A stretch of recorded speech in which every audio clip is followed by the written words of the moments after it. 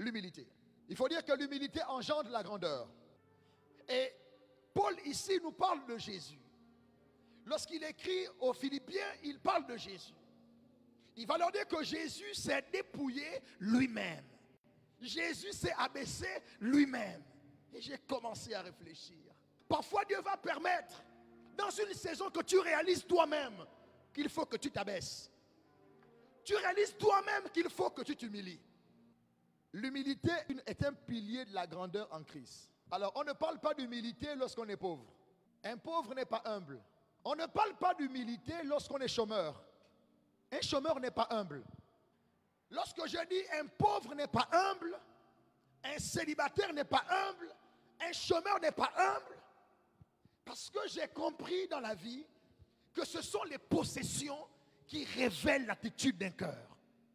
Tu ne pourras pas connaître si tu es humble ou orgueilleux lorsque tu n'as personne pour diriger. Quand tu es impersonnel, tu les traites comment? La soeur qui a le cou comme ça là, elle n'est pas humble. Elle a faim. Ou elle a des soucis. Tu vois quelqu'un, il ne parle pas beaucoup. Il ne parle pas beaucoup parce qu'il n'a rien à dire. Le jour qu'il aura suffisamment à dire et un auditoire à qui parler, tu sauras. En fait, cette soeur ne s'habille pas bien. C'est juste qu'elle n'a pas l'argent pour s'acheter des mini. En fait, ce frère, c'est pas qu'il vit dans la sainteté. Il n'y a pas de filles pour le draguer. En fait, ce n'est pas que le frère là n'aime pas la corruption. Il n'a jamais eu des occasions. En fait, c'est pas que toi, tu n'es pas impudique, que tu ne peux sortir avec une femme. Tu n'as jamais eu l'occasion, mon frère. Même un cœur sur WhatsApp, tu n'as jamais eu. Un bisou sur WhatsApp, on ne t'a jamais même dit que tu étais beau. On ne t'a jamais fait des compliments. J'ai compris que l'humilité, ce n'est pas un message à prêcher aux pauvres.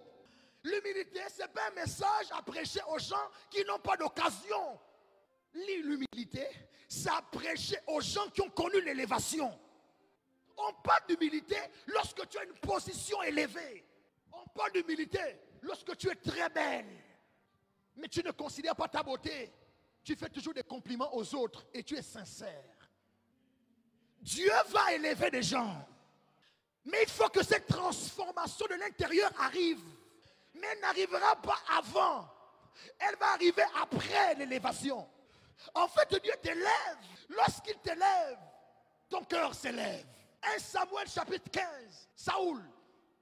Dieu fait de lui le premier roi de son peuple.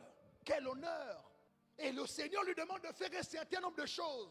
Il commence à se rebeller contre Dieu. Samuel lui dit, quand tu te voyais petit à tes yeux, n'est-ce pas l'Éternel a fait de toi le chef de son peuple? C'est quand tu te vois petit que l'Éternel t'élève.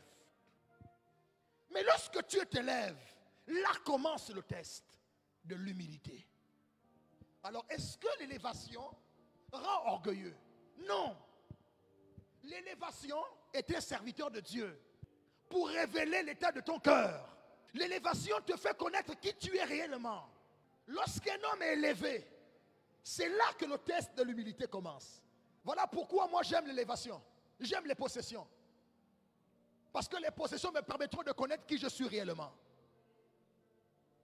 Les possessions me permettront de connaître qui est à côté de moi réellement. Il y a des gens qui sont soumis à nous parce qu'ils n'ont encore rien. Il y a des gens qui sont avec nous, mais en fait ils ne sont pas pour nous. Ils sont juste là parce qu'ils n'ont rien et ils dépendent de nous. En fait, tu n'es pas accompagné, tu es seul. Lorsqu'ils auront, ils vont t'abandonner. Je prie que Dieu nous donne des hommes. Même lorsqu'ils auront, ils resteront avec nous. Que Dieu nous prépare à la grandeur. Et lorsqu'on sera à la grandeur, en fait la grandeur, ce n'est pas cette grandeur que tu vis. La grandeur, c'est celle que Jésus connaît après l'élévation. Il était élevé au ciel, mais il n'avait pas le nom au-dessus de tous les noms. C'est lorsqu'il s'est abaissé lui-même.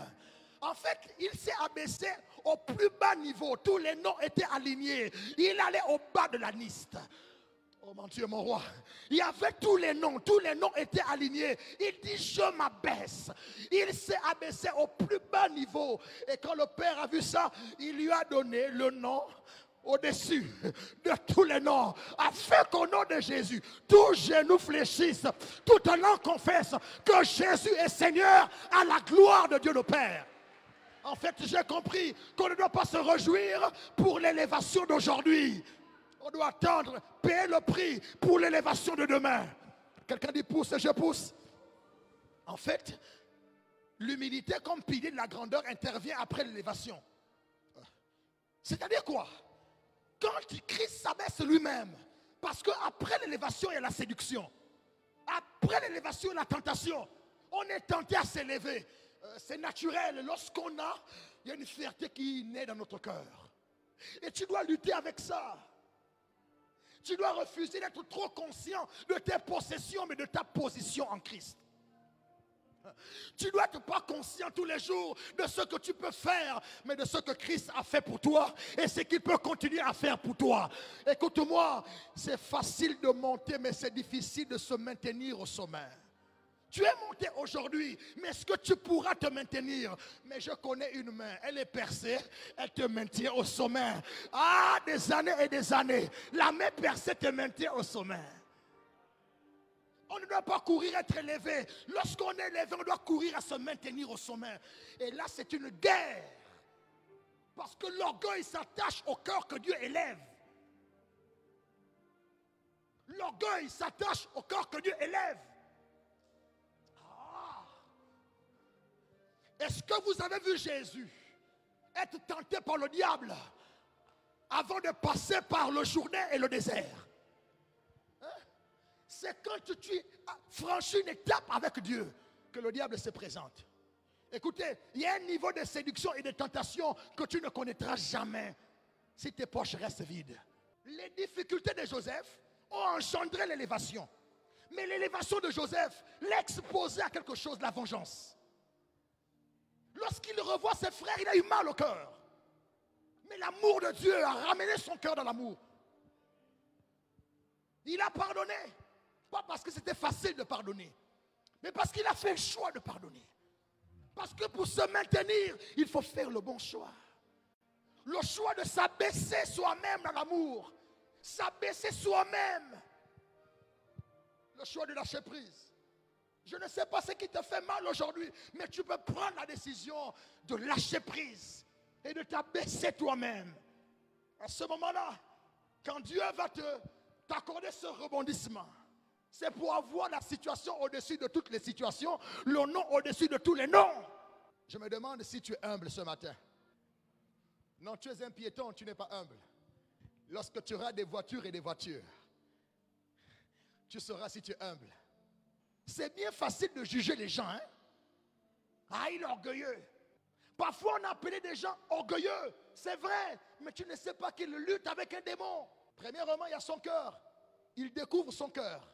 Aïe, le cœur de l'homme est tortueux par-dessus tout. Voilà pourquoi tu as besoin de Dieu constamment dans ton cœur. Ton cœur peut te surprendre. Voilà pourquoi David dit, mon cœur loue l'Éternel. Mon cœur, n'oublie pas. Pourquoi? Le cœur est bizarre. Le cœur a toute tendance à oublier parce qu'il est élevé. Non, mon cœur, on était des bergers. Sois reconnaissant. Mon cœur, abaisse-toi. Mon cœur. Tu dois parler à ton cœur. Je suis en train de faire un message prophétique. Dieu va élever des gens ici là. Mais n'oublie pas de parler à ton cœur et de t'abaisser toi-même. Lorsque ta main va commencer à faire des miracles, n'oublie pas de dire ma main, tu es une main. Tu es une simple main. Tu n'es pas la main de Dieu. Dieu t'a seulement utilisé. Tu vas pourrir. Parle à toi, parle à ta main, parle à ta voix, parle à tes connaissances, parle à tes avoirs. Abaisse-toi toi-même constamment. Un homme qui s'abaisse lui-même constamment verra Dieu l'élever sans cesse. Que Dieu nous donne d'avoir une bonne gestion du succès qu'il va nous donner. Lorsque tout va marcher, j'ai dit ça va marcher. C'est impossible. La façon que tu fais le bruit au Seigneur là, c'est impossible, ça va marcher. La façon que tu travailles dur là, ça va marcher. Mais est-ce que tu pourras te maintenir? Non, faire des miracles c'est rien. Mais continuer à faire des miracles, ça, voilà le boulot. L'onction qui coule, c'est bien. Mais l'onction qui coule sans cesse, c'est mieux. Et parfois le péché arrive. Est-ce que je peux parler pour terminer? Le Le péché arrive et on s'est dit, est-ce qu'avec ce péché, je peux encore réussir? En fait, le péché dans la vie d'un homme que Dieu a choisi, c'est bien. Parce que le péché, premièrement, te rappelle que tu es un homme. Tu peux aussi pécher. Donc, lorsque je vais t'utiliser, ne te crois pas comme Dieu. Toutes les fois que Dieu va t'utiliser, n'oublie pas que tu es un homme. Voilà pourquoi le péché s'attache à ta vie. Est-ce que je peux parler à quelqu'un ce matin? Quelqu'un qui se bat à se sanctifier, mais le péché est toujours là. Non, on n'est pas un parce qu'on se répand. On est un parce qu'on se répand constamment. Ok? Non, tu n'es pas un parce que tu es repenti aujourd'hui. Tu es un parce que tu ne fais que te repentir. Si la main est percée et le sang coule toujours, parce qu'il faut des gens qui sans cesse demandent pardon à Dieu. Je termine par quelque chose qui m'a béni. J'ai observé la Bible. Et je me suis dit, mais pourquoi le Dieu de la Bible n'a pas caché les imperfections des héros de la Bible? Non, Dieu a exposé les défauts et les imperfections, les péchés de ses serviteurs. On voit un Moïse pris de colère qui casse des tables où Dieu lui-même a écrit. Dieu a écrit avec son doigt. Toi, tu casses ça. Quel niveau de colère? On voit un Paul qui peut mentir et dire, je ne savais pas que c'était le sacrificateur. Paul, même seulement l'accoutrement du gaillard, tu connais qui il est. On voit un Samson qui est malmené par Delilah. Et ils sont nombreux à avoir commis des péchés. Mais j'aimerais dire pour terminer, lorsque tu vas pécher, sois humble. Parce que le péché est aussi un test dans le processus d'élévation. Plus tu montes, la gloire augmente. La gloire attire et la gloire t'expose. La gloire attire et la gloire t'expose. Il y a des femmes qui ne sont pas amoureuses de toi, elles sont amoureuses de ce que tu transportes. Mon frère, calme-toi, calme-toi, calme-toi, calme-toi. Il y a des femmes, des hommes qui ne t'aiment pas, ils t'aiment à cause de ce que tu as. Je ne parle pas de l'onction. Je parle de ton étoile. Il y a des gens qui brillent tellement et des sorciers voient ça. Et même lorsqu'on n'est pas sorcier, il y a des gens qui ressentent leur énergie. Ma fille, tu n'es pas la plus belle, mais tu as quelque chose que les gens cherchent. Tu as quelque chose qu'ils veulent prendre. Pouvoir conserver ce que tu as reçu, c'est difficile. Parce que l'onction nous expose à la tentation. Mais ce que j'aime dans le Dieu de la Bible, c'est que ces hommes, malgré le péché, ils ont réussi leur mission, ils ont réussi leur destinée. Malgré le péché de leur vie, ils ont réussi leur destinée. J'aimerais te dire, tu ne pourras réussir ta destinée malgré le péché que si tu as un cœur humble. Lorsque tu tombes, n'oublie jamais de te relever.